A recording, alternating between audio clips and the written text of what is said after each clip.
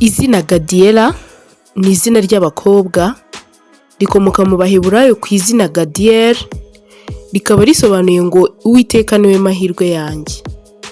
Izina Awena ni izina ry'abakobwa rikomoka mu Barabu, rikaba risobanuye umuseso cyangwa se kurasa kw'izuba. Izina Mireva ni izina ry'abakobwa rikomoka mu Balatini ku izina Minerva, rikaba risobanuye ubwenge cyangwa se ubuhanga. Izina Haina ni izina ry'abakobwa rikomoka mu Buhinde mu Bahindu, rikaba risobanuye impuhwe, ryanasobanura umugisha. Izina Erive ni izina ry'abahungu rikomoka mu Bufaransa, rikaba risobanuye umurwanyi w'ingabo.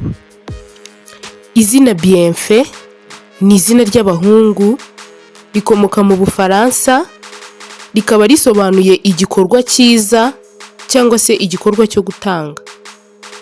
Izina Otoniel ni izina ry'abahungu rikomoka mu Baheburayo ku izina Otoniel ryanditse gutya, rikaba risobanuye ngo Uwiteka niwe mbaraga zanjye.